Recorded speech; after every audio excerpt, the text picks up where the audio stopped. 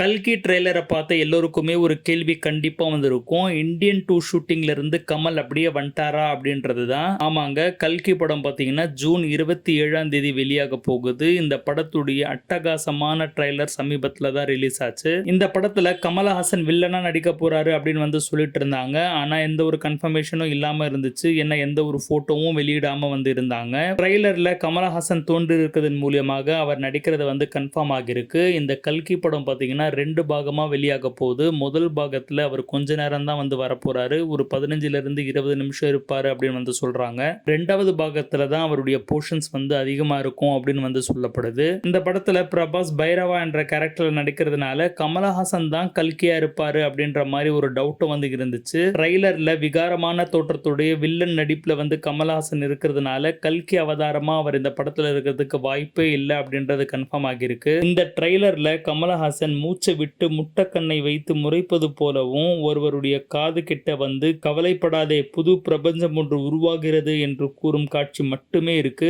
இந்த படத்துல அமிதாப் பச்சன், பிரபாஸ், தீபிகா படுகோன்னு ஏகப்பட்ட நட்சத்திர பட்டாளங்கள் வந்து இருக்கிறாங்க. கமலஹாசனுடைய இந்தியன் 2 வந்து சீக்கிரமா வெளியாக போகுது. ப்ராஸ்தட்டிக் மேக்கப் போட்டு அதுல கமல் சார் பாத்தீங்கன்னா 90 வயசுல வந்து நடிச்சிட்டு இருக்காரு. இப்போ ரிலீஸ் ஆகி இருக்கிற கல்கி ட்ரெய்லர்லயும் பாத்தீங்கன்னா ஒரு இந்தியன் தாத்தாவை பாக்குற மாதிரி தான் இருக்கு. ஆமாங்க, இன்னும் கொஞ்சம் வயசான ஒரு 110 120 வயசு இந்தியன் டாட்டாவா இருந்தா எப்படி இருப்பாரோ அதே மாதிரி தான் இருக்கு. இந்த ட்ரெய்லரை பார்த்தா பல பேருக்கு வந்து இந்த மாதிரியான கருத்து தான் இருக்கு. நீங்க ட்ரெய்லரை பார்த்துட்டீங்களா? உங்களுக்கு என்ன தோணுது? இந்தியன் தாத்தா மாதிரி தான் கல்கில கமல் சார் இருக்காரா அப்படின்ற கருத்தை வந்து பதிவிடுங்க. இந்த மாதிரியான அப்டேட்ஸ்க்கு தொடர்ந்து சேனலை ஃபாலோ பண்ணிட்டு வாங்க.